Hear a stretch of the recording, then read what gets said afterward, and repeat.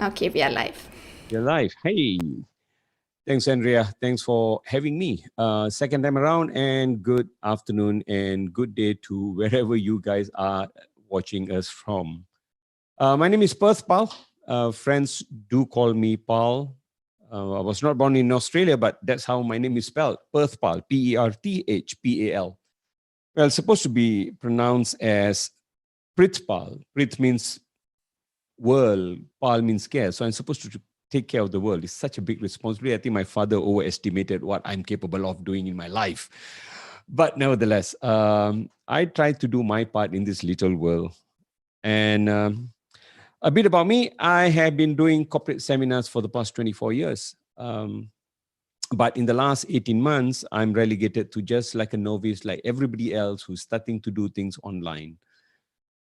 Starting to get better in going online. Never really am comfortable with that. But that's the whole idea, isn't it? Never to get comfortable. And I hope I'll never get comfortable, because as soon as you get comfortable, you falter. That's where you do mistakes. So I hope I'll always be in a state of discomfort. Let me tell you what I intend to do today. The title talks about moving from knowing to doing. I totally subscribe to that principle, and I'm going to present my talk today in this fashion.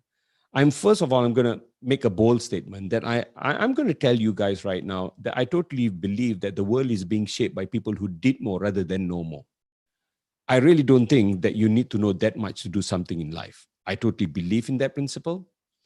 And I'm going to try to unpack that in this afternoon's talk. I'm going to first talk about why I feel that way, why things have changed in the past 5 years. I've been seeing a trend, but the last 20 months has really, knocked some of this principle out of the park, because it is really accelerated whatever I'm going to share with you guys with. I'm going to talk about the changes that has taken place in terms of knowledge acquisition, and also whether is that the best principle to have. I'm also going to share with you the danger of us holding on to our knowledge that we have accumulated. All right, I'm going to talk about that.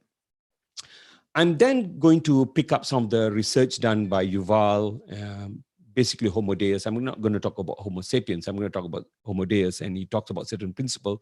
Combine that with Epstein's work, so that you understand that whatever I'm sharing is just not anecdotal. I want to back it up with some of the principles that is being shared by some of the greatest minds in the world. And from there, I'm going to give you an example of someone who actually totally believe in that principle and has become an example in my life that lived the principle that I talked about. And then I'm going to give you a couple of strategies that will help you move from knowing to doing, and to find out why is it that we don't do, although we know so much. So that's the structure of how I'm going to do things. And if you have time, I will be opening up the session for question and answer. In fact, you can ask me a question anytime you want. All right. So my statement says that you don't have to know so much in this world in order for you to do something. In fact, that the world is being shaped by people who did more rather than know more. So let me unpack that a little bit. The belief for the longest of time that knowledge is power. I guess knowledge is not power. Knowledge is just potential power. All right. So if you don't take your knowledge and put it in action, it's just a potential. Now, but things have changed even more right now. People are not even talking about knowledge as in powerful knowledge. People are starting to question whether accumulation of knowledge is of any use. Why? If you look at the half-life of knowledge is becoming shorter. What do I mean by half-life of knowledge? If you take an example of doctors, I come from a family of a lot of doctors. If you graduated in 1960s and 1970s, which for some of you may be very, very long ago, that's ancient, but for a 53-year-old guy, that's not really that far, okay? So if you graduated in 1970s or 1980s, and you become a doctor, you become a general practitioner, you do not further study anymore. But science and pharmaceutical has increased, has developed so far that some of your knowledge may be very outdated, but people don't update themselves. So, and the sad part is most of the doctors are being educated by pharmacies who come and sell them medications. And that's not a very good thing, actually. Now, so knowledge that you have in the past may not be relevant anymore. Now, what if you update yourself? What if you keep on accumulating knowledge, which is good?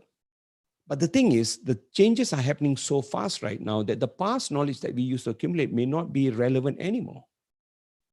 So it's no more about the accumulation of knowledge, rather. In fact, Yuval talks about this in his book called Homo Deus. He said, what we need to do is not accumulation of knowledge, rather the ability to learn and learn very, very quickly, because the half-life of knowledge is becoming shorter. So therefore, what you learned 5 years, 20 years ago, whatever you learn probably can last you for 20 years. Right now, whatever we learned in the last 4 years probably is going to be obsolete. In the last 20 months, you see, we are learning even faster rate. The AI coming in, technology is coming in and wiping everything off. That right now, it's how quickly can we learn and how quickly we can apply it. And once that's done, move on and accumulating something else. So Yuval talks about the speed of learning. Now, and then about 3 years ago, David Epstein came up with a great book. If you have not picked up this book, I think I suggest that you pick it up. The title of the book is called Range. And in Range, Yuval talks about, Epstein talks about how we need to have a range of information, because in a hyper-specialized world, the people that is going to do really, really well are people who remain generalists. That's crazy, isn't it?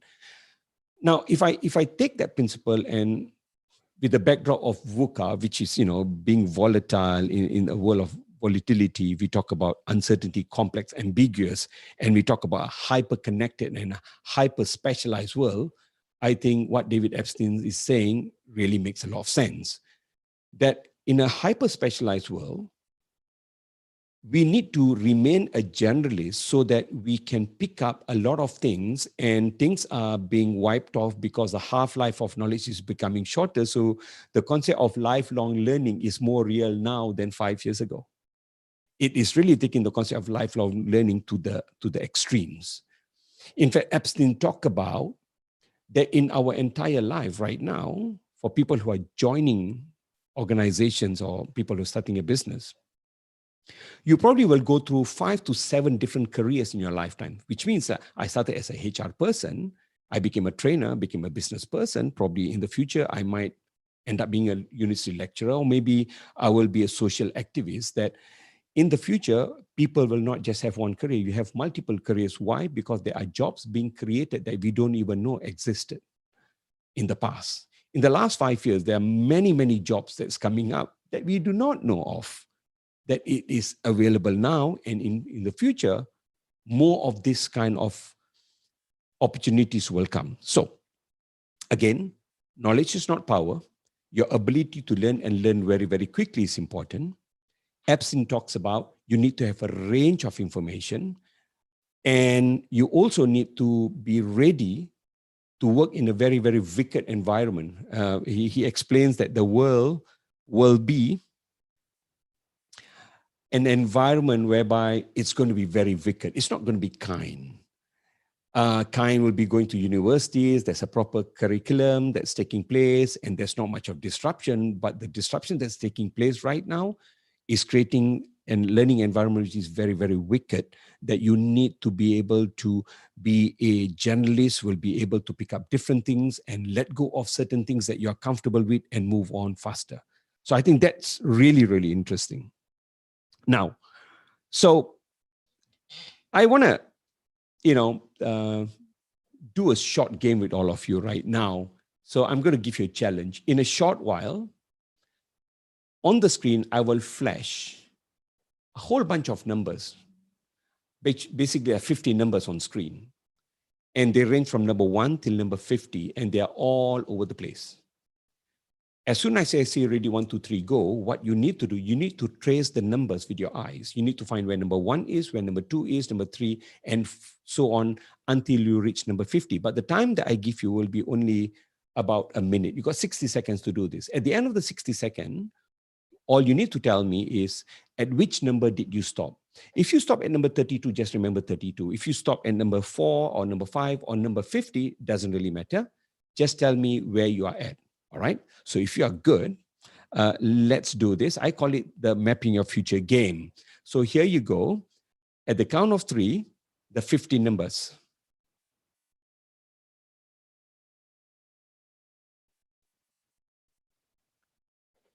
Trace the numbers with your eyes.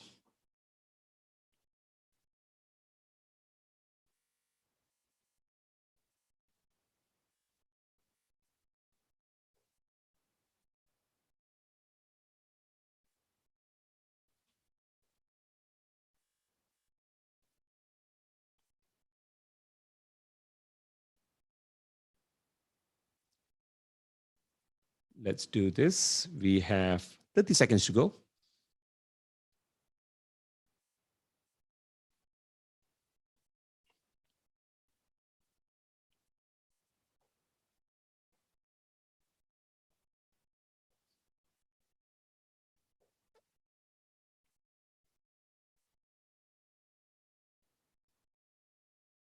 Ten seconds.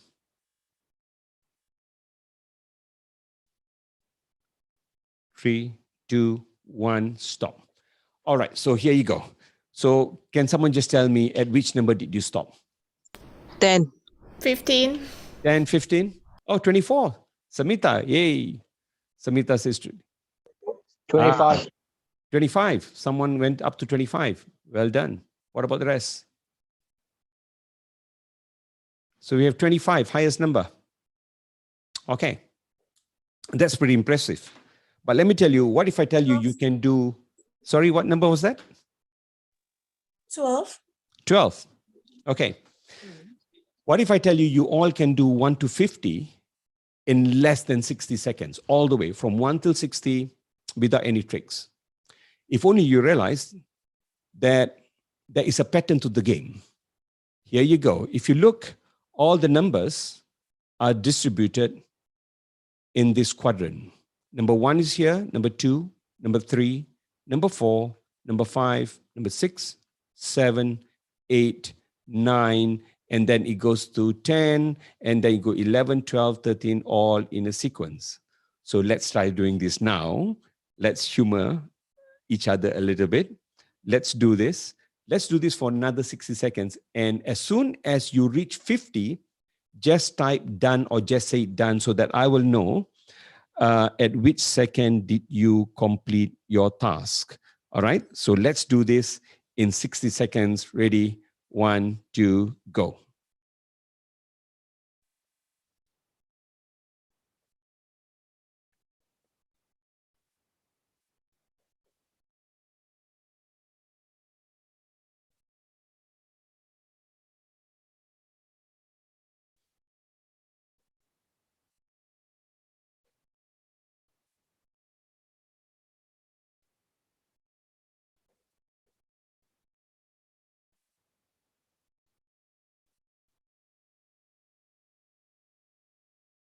Oh, done. That's 30 seconds, Samita. Super fast.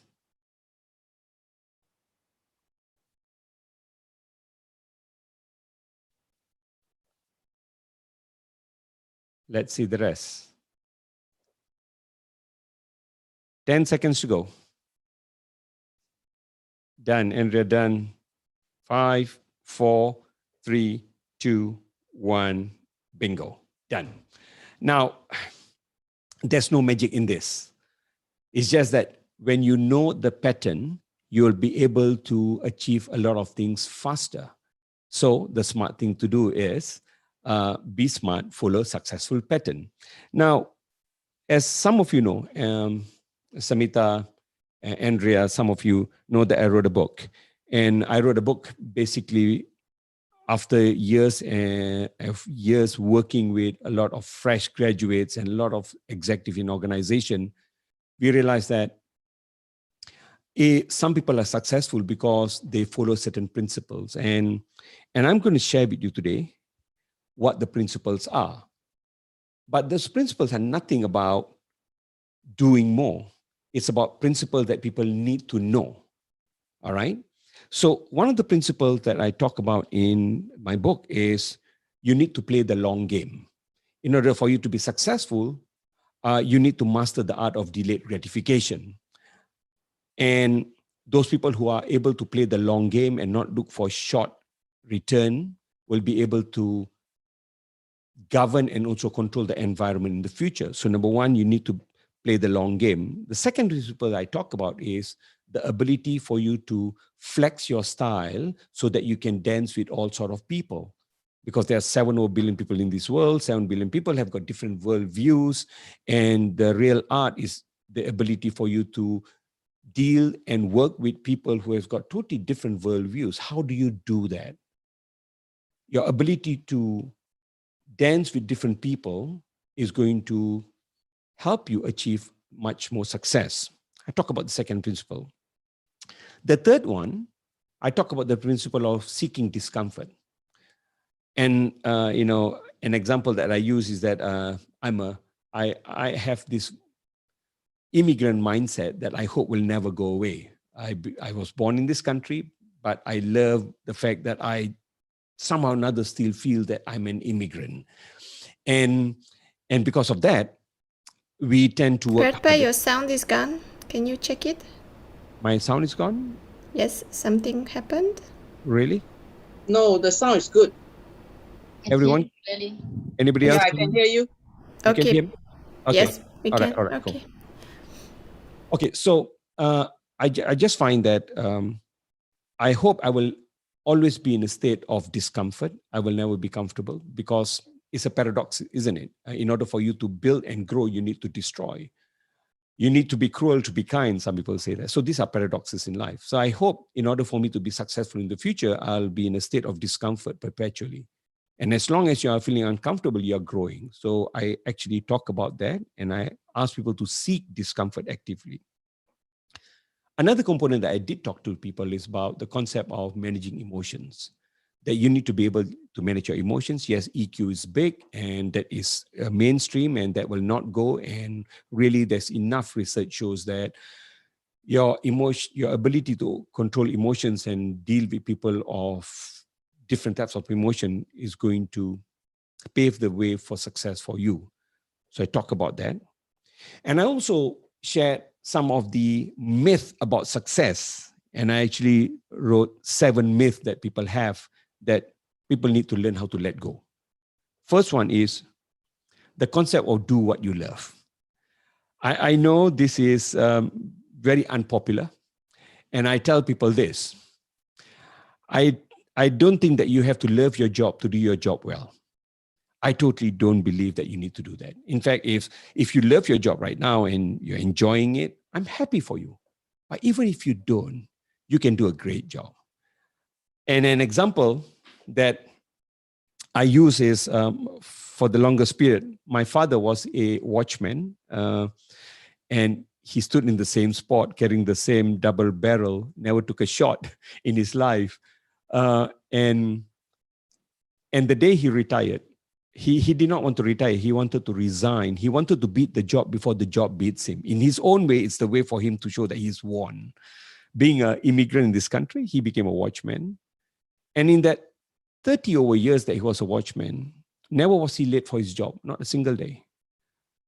He will starch his shirt and make sure it's all iron and pressed, his mustache handlebar upwards.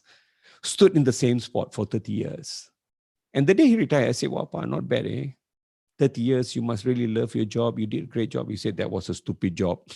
I said, but you did that for 30 years. He said, yes, I did it for you. You know, the immigrant parents will always blame it on the children that we did it for you. So I said, but, you know, you never was late to work and you were never late to work and you never took a single day of MC in all your life. And he told me this on that day. He said, listen, beta means son. He said, beta, listen, sometimes a man meets a woman, they fall in love. and then they get married, right? I said, yeah. He said, but beta, sometimes some people also get married first and then fall in love. He said, love is not a criteria for marriage. For some of the Westerners, it's a very alien concept, probably. But my father never met my mother until they got married somewhere in 1950. In India, my father was asked to sit, my mother was brought, and they took that customary for, they circulate around they circle around the holy book, and they eventually were pronounced man and wife. And they have been married for many, many years, close to 50 years. I lost my mother 2 years ago to Alzheimer. My father, our parents had 5 siblings. They have 14 grandchildren. And my father and mother slept on the same bed until my mother passed away 2 years ago. I guess they did fall in love. So sometimes if you do something, just don't fall into this trap of, oh, I need to love something in order for you to do the work, our work well. If that's the case, then the world is very hedonistic. It's everybody looking for things that give them joy only. But I think we should not pursue just joy and happiness. We should pursue meaningful endeavor. I think joy and happiness is a byproduct of doing meaningful work. So you can also do meaningful work without probably being happy. A thought that I want to share with you guys. So I really don't feel that you need to love your job to do your job well. Now, I sort of like my job very much. I've been doing it for 24 years. Do I love it? I do not know. I tend to save the word love for my children, for my wife, and I don't just use it easily. So I think you need to like your job. And if you do it long enough, you might fall in love with it. So I think that's something that people should take and run. Number 2, the entrepreneurship is glamorous. No, it's not. It's a pain in the ass, especially in the first few years. Andrea, I'm sure that you are going through a crazy amount of challenges right now. Samantha, I know you're a business person, and I know the challenges that we all go through, isn't it? That we go through a process called desert of desertion. You have put in all your proposals, you have put in all your work, and then there's total silence. You don't get feedback from people. And that's when the devil plays crazy songs in your mind. You start doubting yourself. So what do? People that you meet and the books that you read will keep you going in the right path, right? So seminars like this allow us to charge ourselves for another fight, another day, so that we can keep on going out and do whatever we need to do. So I really think people should take away the glamour from entrepreneurship. It's a lot of work. Next is focus on what you do best. That's another myth. Focus on what you do best. You might lose out on great opportunity that's coming along the way. Focus on what you do best.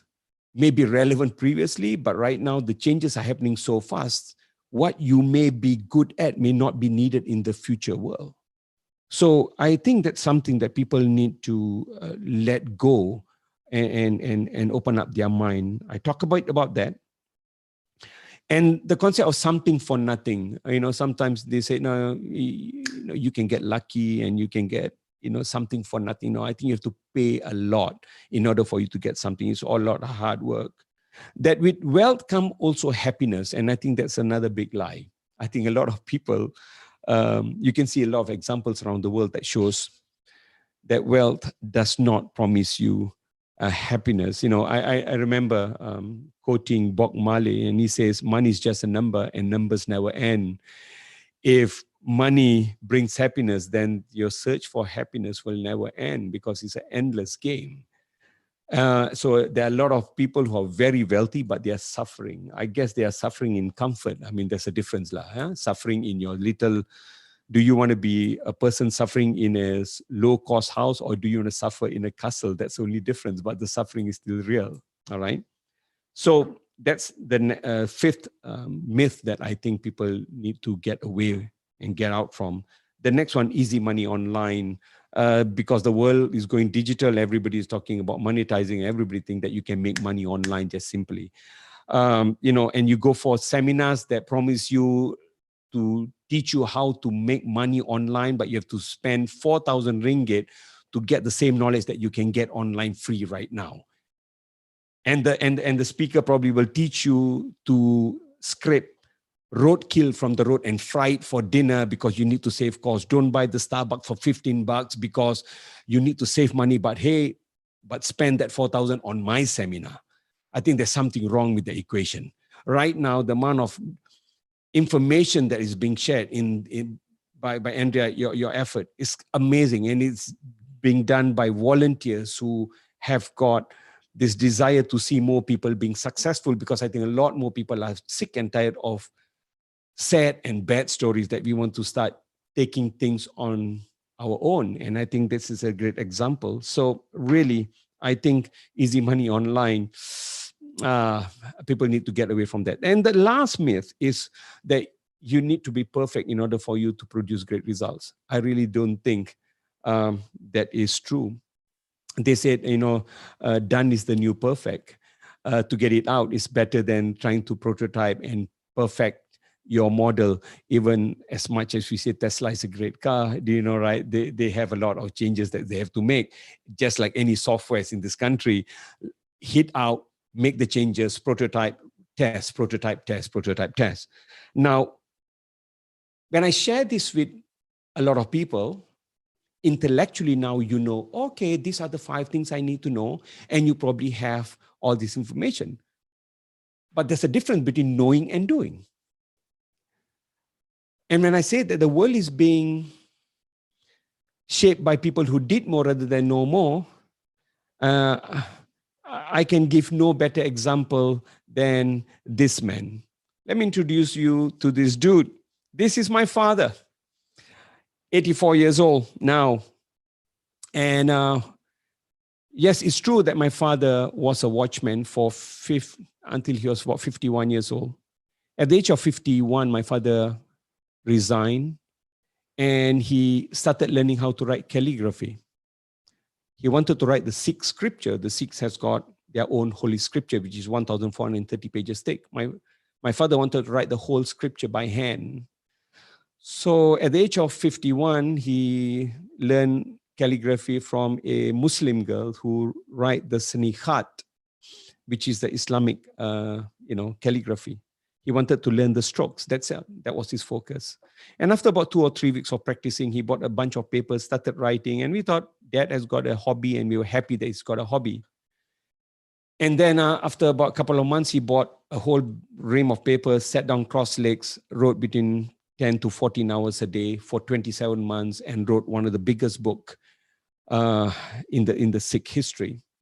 And he was invited to go to UK and present the book there. And about nearly 30 years ago, my father presented a book, and the book was displayed in UK in the South Hall where the Punjabi communities are.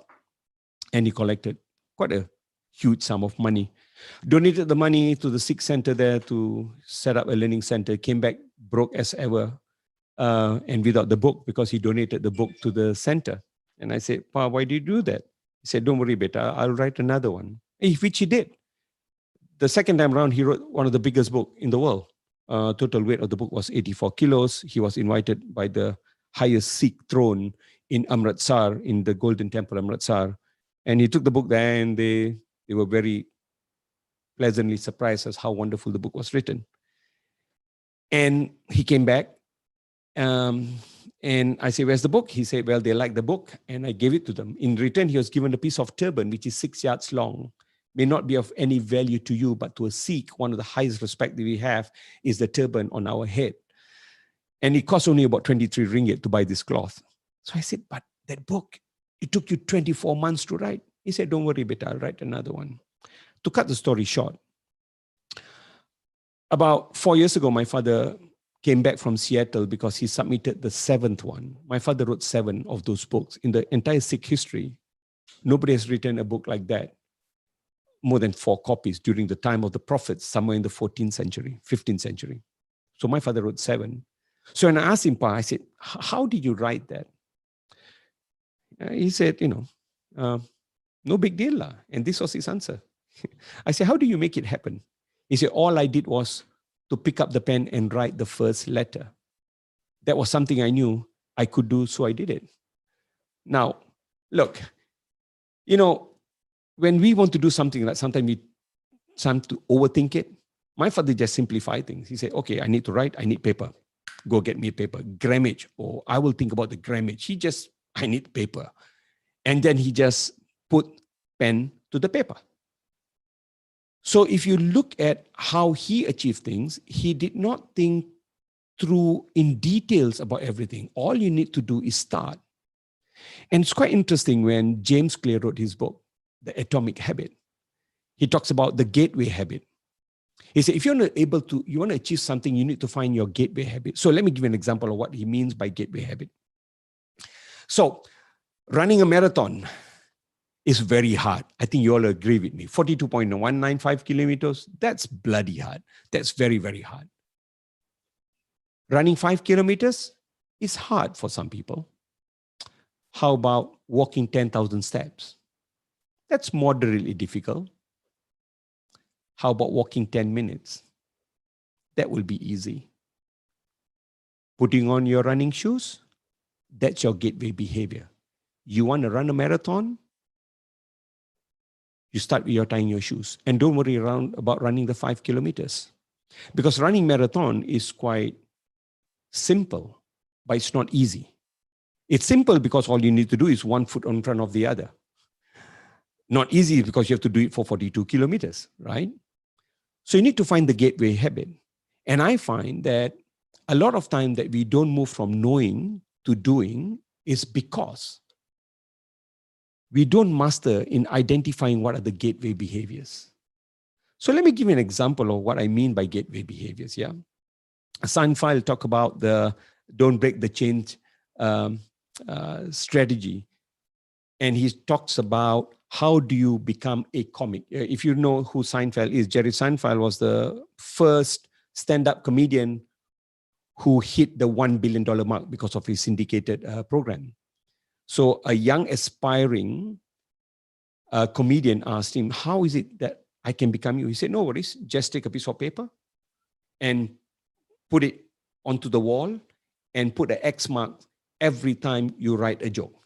And he said, make sure you write a joke every day. Whether the joke is going to fly or not, don't matter. Just write the joke and just mark X. And make sure you mark X. He never asked him to focus on the result. He just focused on what he needs to do. Your job is to sit down and write the joke. My father sat down 10 to 12 hours a day. Did he write for 10 to 12 hours? No. Because sometimes he just don't feel like doing it, but he put himself in that seat every day because he did not want to break the chain.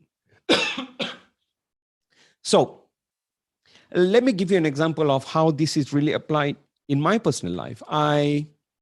Some of you know, I wrote the book, and let me tell you how I wrote the book. I wrote the book. I must thank, actually, I made a mistake during the dedication page. I should have dedicated the book to COVID-19 because it forced me to sit down and eventually write the book. So I actually sat down for 10 to 12 hours a day. Writing for 2 hours, but 10 hours was thinking about what to write. I mean, that's a process that you will go through. And if someone ever tells you that you have a writer's block, well, writer's block can only happen if you actually attempted to write. You will not get writer's block if you do not write.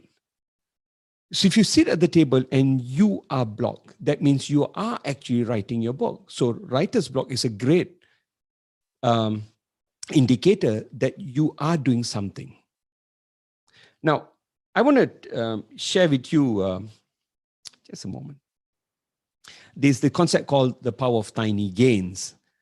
And the power of tiny gains is about focusing on that little increment every day.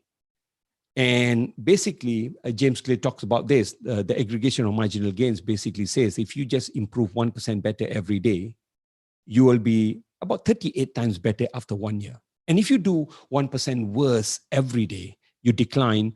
In about a year's time, you will be almost going down to almost zero. So basically, if you just remain status quo, that's who you are. If you improve little by little every day, you will do very, very well. And if you don't do much and you decline every day by 1%, you will be almost zero. Okay. Now, so my father's story was about the power of doing. He did more rather than talk more. Now, I've got a brother who's an architect, and my brother can write better. My brother can write beautiful. But you know what's the difference? My father wrote the 7 books. My brother did not write a single one. Andrea, I don't know if you are the very best in terms of organizing talks like this. Probably there are some people out there who can do better than you. But you know what's the difference? You are doing this, and those people who think they can do better are not doing it. When we listen to American Got Talent, or if you listen to anybody out there in any talent show, I'm sure sometimes you look at them and say, oh my God, that's quite cringy performance. Or I know someone who can sing better than him. In Malaysia, where I am in, we had a talent show on the national TV. And there was this chap who actually won the competition, and he's known as Maui, M-A-W-I. And a lot of people would agree with me that Maui has got not that great a voice. And in fact, I think a lot of you can recall of a friend or a cousin or a sister or a brother or an uncle who can sing better than Maui. But you know what's the difference? Maui picked a form your friend did not. Maui stood in lines for 4 hours for the audition. Your friend did not. Maui made a fool out of himself during the preliminary sessions because he couldn't dance much. But your friend did not. Maui went for the quarterfinals. Your friend did not. Maui went for the semifinals. Your friend did not. Maui went for the finals. Your friend did not. Maui won the finals. Your friend did not. Maui made the $1 million. Your friend did not. Yet, your friend could have sang a better song than Maui. The difference is not in the knowing, it's in the doing. That's why I said that the world is being shaped by people who did more rather than know more. And I think knowledge in the future is no more about accumulation of knowledge. It's going to be learning of new things and learning very, very quickly. Now, I want to also caution you to be careful that you might fall into the illusion that you're progressing. What do I mean by this? We go for seminars like this, we take notes. We ask for the recording. Probably some of you are recording as well. And you accumulate and you write and you write and you write. But it's not going to make any difference if you don't do certain things. So let me give you an example of illusion of progress. So I decided to write my book. And so, I thought in order for me to write the book, I need to have my reference. So I got all my reference, my Harvard Business Reviews, all the books that I wanted to refer to. I got them already done. I wanted to have a quiet place to write. So I had my office room converted, table slightly tilted so that I can write easier, because I use pencil to write. I don't type. I wrote the book traditionally, yes. I like the sexiness of putting pencil to paper. I like that feel. And it has to be soft compound. It has to be at least a 2B pencil so that it can smooth and glide on 100-gram paper. So I got the 100-gram paper. It cannot be recycled. I need to cut a few trees. I'm sorry, I'm not very conscious in that sense, right? And I wanted it to be white paper, and I must use 2B pencil. Therefore, I need to have 24 of them because I need them to be sharpened all the time. So I bought my 24 pencils. I bought my pencil sharpener, the electric one. I have my room at 21 degrees. My chair must be ergonomically comfortable. It must be on a carpet so that it doesn't roll. I got that already. And I have to have my tidbits because I don't want to go to back home and disturb, and break the momentum. So I got that. I got the room done, the light, it has to be cool white. It has to be pleasing to the eyes. I've got all that except for one thing. I did not even write a single word. That, my friend, is a classic action faking. Action faking can also be seen in some of the things that you do in your personal life. For example, hey, New Year is coming, isn't it? New Year's coming and you're going to be in that mood to set New Year resolution. It could be, getting yourself certified with a couple of courses. Maybe you have that. Maybe for health. Okay, maybe next year I'm going to lose 5 kilos. All right, that could be a goal that you set. And then you're thinking, okay, in order for me to lose 5 kilos, I probably need to go on a keto diet or paleo diet or whatever. You bought the books, you got that already, good. And then you say, exercise, okay, I'm going to start running. Okay, to run, I need a good pair of shoes. So you got the shoes because the sale is going on soon. Christmas is coming and stuff, and Deepavali. So you go buy your shoes, then you have to make sure climate control, sweat dispelling kind of cloth. You got that materials already, and you got your headband, and of course you need that good old Fitbit. You know why? Because you need to collect data, because data shows progress, isn't it? So you got your Fitbit, you got your heart rate monitor, you got your apparels, but you have not taken a single step in running. That is a classic example, the illusion of progress, but you're not taking that step. So really, the change will happen immediately as soon as you take the first step. So all people need to do is don't think too much about exactly where you're going to reach or when you're going to reach. All you need to do is look at the gateway behavior. Do you know how you run a marathon? I said you tie up your shoelaces, right? No. Let me tell you how you run a marathon. You goddamn register. That's how you run a marathon. When you register, you increase your chances of running a marathon by 100%. Because nobody will just walk around the street and see someone running marathon and say, hey, I'm going to run a marathon just for the hell of it. No, it's not going to happen. You're going to run a marathon when you register. So don't even worry about the 42 kilometers, my friend. You don't have to. All you need to focus is your gateway behavior, register. And along the way, once you already are on that track, you will find a lot of well-wishers who would like to see you run the marathon. How many of you have done this, man? You go out there and the first time you're running and someone say, hey, you're new. Can I give you a couple of tips? Why don't you run with us? Because people just like to celebrate success with more people. I think the world is becoming a better place. I totally believe that we are living in one of the most amazing time in this world. I totally believe that. What we are disillusioned is by the kind of negative news that we get in our feed.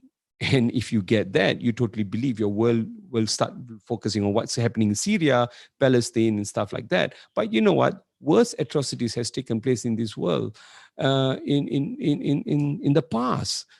But the difference is right now we have information coming into our device, and you know what, the kind of information that comes to us is basically a lot more negative news. Why? Because negative news sells better than positive news, and there's a goddamn thing. So when you have an ecosystem like this, you have like-minded people to tell you that, yeah, probably there are some things that we can do better, but what we can actually create a momentum among people who are like-minded and not being totally ignoring about what's happening in the real world. I think we have to be realistic about some of the things that's not great. I think by worrying about the past, we're not going to change anything. So I think moving on from the, I'm talking about moving from knowing to doing. So now that you know, the idea here is to start to do. And there's, I think, Socrates who talks about you need to move from a human knowing to a human doing to a human being, that you become it. You need to move from a human knowing to human doing to a human being, that it's already who you are. So the more you do this, the better you get. And you know what? Do you know what fuels action?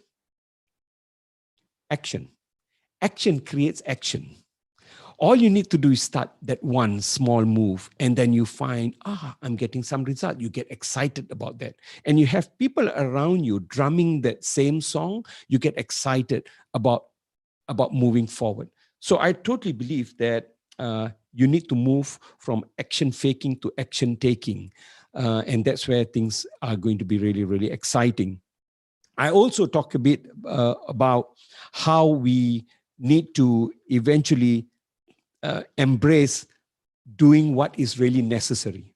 I want to talk to you about eating the frog. Let me tell you what I mean by this. Moving from action faking to action taking, eat the frog. Some of you have read this book before. It's all start from Mark Twain story. He says that, if every morning you wake up and your job is basically to eat a frog, if you have a small frog and a big frog, eat the big frog first. If you have one frog which is uglier than the other, eat the uglier frog first. So eating the frog is basically prioritizing. So how do you move from action faking to action taking? And when you take action, how do you focus on really doing things which are really, really relevant? For that, I want to share you this matrix. We all have things that we need to do.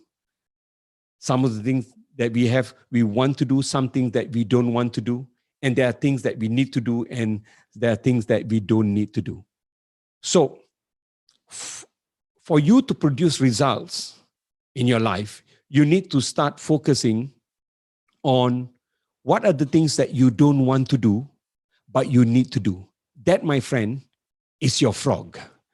That one is what you really, really need to focus on. This is your frog. Get the sucker out of the way. So if you're supposed to write 2 pages, I will write 2 pages of my book. I need to get that out of the way. I need to develop my staff who is supposed to take over what I do. I need to do that. I need to prepare a will, God damn it. I need to do that, I need to call a new prospect. So that is something that I need to do. And I don't want to ignore that. Now, there are also things that, you can be productive and you can have fun at the same time. Things like I want to do and I also need to do. For example, meet up clients. I like meeting up my clients. I want to do it and I need to do it. That's nice. I want to run my 30 kilometers. That's joy for me. Every week I do about 30 to 40 kilometers. I want to do it and I need to do it. So it's nice, really nice. Visiting my aging parents, for example. But there are also, as you progress further, these are things that you want to stop doing with a little bit of thinking, whether you want to pursue or not. So you want to do, well, I want to spend a bit of time in the local orphanage. I want to do.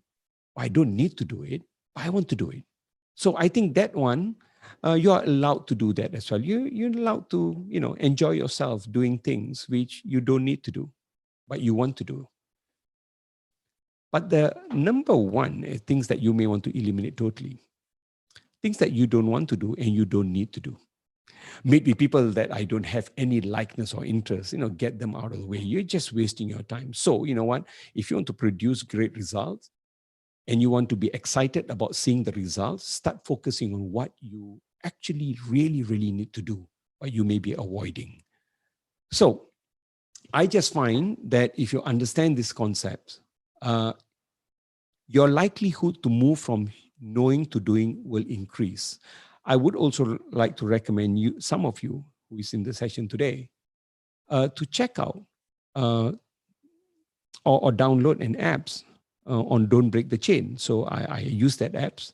There are certain things that I will do every day. So I mark X and it's already available on apps. Just go on Google Play, just type DBTC, Don't Break the Chain, and you can have your software to help you move into the habit of doing rather than just knowing. Now, I have come to the end of my session, but I would like to open up the session for any questions. If anybody get any question, back to you, Andrea. All right, so I will thank you all who was watching on the YouTube. So Marisa was watching from there. Thank you, Perthpal. Everything is true. Entrepreneurship is tough. Perthpal, you are spot on. Marisa is saying, yeah. She's really happy that she was listening to it. And I'm really thankful for all of you for being here. I will stop now the live stream, and in the room, Sabrina, Samit, and Sharmini, if you have questions, please, Perthpal is all yours. Oh, and Perthpal, I will ask you to stop this live because I made you a host because my internet was a little bit lagging. So you either make me a host or you just stop the live stream. All right. I'm out of here.